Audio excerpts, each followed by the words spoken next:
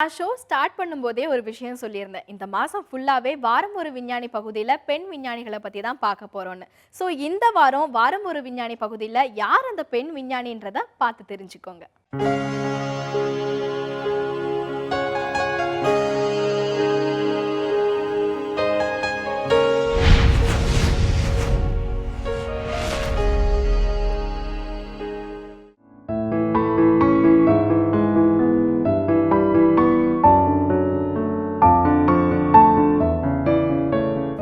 மனிதனின் முன்னோர்கள் மனித குரங்குகள்தான் என்று சார்லஸ் டார்வின் கூறியிருந்தாலும் அதனை ஆராய்ந்து அவற்றுக்கும் மனிதர்களுக்குமான குணாதிசய பழக்க வழக்க ஒற்றுமைகள் பற்றிய ஆராய்ச்சிகள் பெரிதும் இல்லாமலே இருந்தன.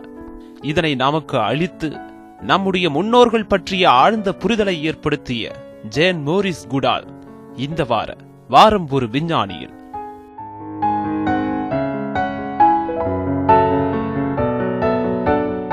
1934 ஆண்டு ஏப்ரல் மாதம் 23ஆம் தேதி லண்டனில் ஹெர்பர்ட் மோரிஸ் குடால் மார்கரெட் ஜோசப் தம்பதிக்கு மகளாக பிறந்தார் வாலரி ஜேன் மோரிஸ் குடால். தந்தை இராணுவத்தில் சேர்ந்துவிட போரால் குடும்பம் வறுமையில் வாடியது. ஆனாலும் ஜேன் தனக்கான உலகில் தன் விலங்கு நண்பர்களுடன் சந்தோஷமாகவே இருந்தார். பள்ளிக்கூட வாழ்க்கையை முற்றிலும் வெறுத்தார் ஜேன். இயற்கையோடு ஒன்றிய தன்னுடைய கற்றல் முறைக்கு பள்ளிக்கூடம் இடமளிக்கவில்லை என்பதை உணர்ந்தார். ஆயினும் 3 தோழிகளுடன் இணைந்து ஆலிகேட்டர் கிளப் என்ற ஒரு இயற்கை தொடர்பான சங்கத்தை பள்ளியில் தொடங்கினார் ஜேன். ஆங்கிலத்திலும் உயிரியலிலும் சிறந்து விளங்கிய ஜேன் சிறந்த மதிப்பெண்களுடன் பள்ளி படிப்பை முடித்தார். ஆனால் குடும்ப வறுமை காரணமாக ஜேனால் மேல் படிப்பை தொடர முடியாமல் போனது. அவள் படித்த அத்தனை இயற்கை புத்தகங்களும் ஆப்பிரிக்க நாட்டின் செழித்த இயற்கை வளத்தை கூறிய வண்ணமே இருந்தன. தானும் ஆப்பிரிக்கா செல்லும் கனவை வளர்த்துக் கொண்டாள் அந்த சிறு பெண் ஜேன். அப்போதுதான் அவருடைய பள்ளி தோழி தன் குடும்பத்துடன் கென்யாவில் உள்ள தனது பண்ணைக்கு செல்லப் போவதாகவும் ஜேனை அழைத்துப் போக விரும்புவதாகவும் கடிதம் எழுதியிருந்தார். தான் நெடுநாள் கண்ட கனவை நினைவாக்கப் போகும் மகிழ்ச்சியில் திளைத்தார் ஜேன். கென்யாவில் ஒரு அலுவலக வேலையில் சேர்ந்தார் ஜேன். அங்கு படிமங்களை ஆராய்ச்சி செய்து வந்த லூயிஸ் லீக்கி என்பவரை சந்தித்தார். அவர் ஜேனிடம் தான் செயலாளராக இருக்கும்படி கேட்டுக்கொண்டார். அவரோ தான் திட்டமிட்டிருந்த மனித குரங்குகள் தொடர்பான ஆய்வுக்கு ஒரு நல்ல ஆராய்ச்சியாளரை தேடி வந்தார். ஜேனின் இயற்கை ஆர்வமும் விலங்குகள் மீது அவள் கொண்டிருந்த அன்பும் லீக்கியின் ஆராய்ச்சிக்கு பெரும் உதவியாக இருந்தது.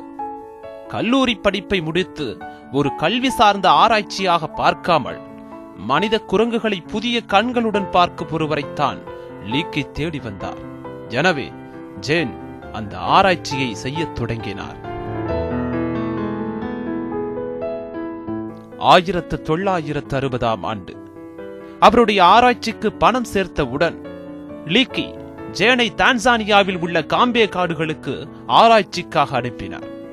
தான்சானியாவின் காம்பே காடுகள் இயற்கை வளங்கள் செறிந்து பல வகை விலங்குகளும் இயற்கையோடு இசைந்து வாழும் ஒரு உலகமாக இருந்தது. ஜேன் முதல் சில மாதங்கள் தன் தாயுடன் அந்த காடுகளில் தனியாக இருந்தார். பின்னர் அங்கு வாழ்ந்த பழங்குடியின மக்களுடன் நட்பை ஏற்படுத்திக் கொண்டார். மனித குரங்குகள் நம்பிக்கையின் பெயரால் பழகக்கூடியவை. எனவே அவை நம் மீது நம்பிக்கை வைத்து நம்மிடம் வரும் வரை காத்திருக்க வேண்டும். ஜேன் பல மாதங்கள் காத்திருந்த பின்னர் தன்னிடம் வந்த முதல் மனித குரங்கிற்கு டேவிட் கிரேபியன் என பெயரிட்டார். பின்னர் பல குரங்குகள் ஜேனிடம் பழகத் தொடங்கின.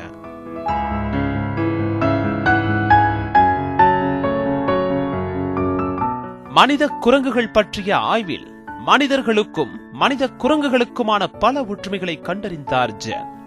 மனித குரங்குகள் சமூகம் சார்ந்து வாழ்பவை. மனித குரங்குகளுக்கு இயற்கையான தாய் உணர்வுகள் இல்லை. ஆனால் ஒவ்வொரு குரங்கும் தாய் குரங்கை பார்த்து கற்றுக்கொள்கின்றன. இவ்வாறு மனித குரங்குகளின் பழக்க வழக்கங்கள், வாழ்க்கை முறை என எல்லாவற்றையும் ஆராய்ச்சி செய்தார் ஜேன். அவருடைய ஆராய்ச்சியின் முடிவில் the chimpanzees of Gombe patterns of behaviour என்ற புத்தகத்தையும் வெளியிட்டார் ஜேன். தன்னுடைய வாழ்நாள் முழுவதும் ஆராய்ச்சிகளுக்காகவும் இயற்கை வளங்களை காப்பதற்கான போராட்டங்களுக்காகவுமே கடித்து வருகிறார் ஜேன். தன்னுடைய ஜேன் குடால் இன்ஸ்டிடியூட் மூலம் விலங்குகள், செடி கொடிகள் என பூமியில் அனைத்திற்குமான இடத்தை உறுதி செய்யும் வேலையை இன்றும் பார்த்து வரும் ஜேன் மோரிஸ் குடால் ஒரு ஈடு இணையற்ற விஞ்ஞானி மட்டுமல்ல, நல்ல மனிதரும் கூட.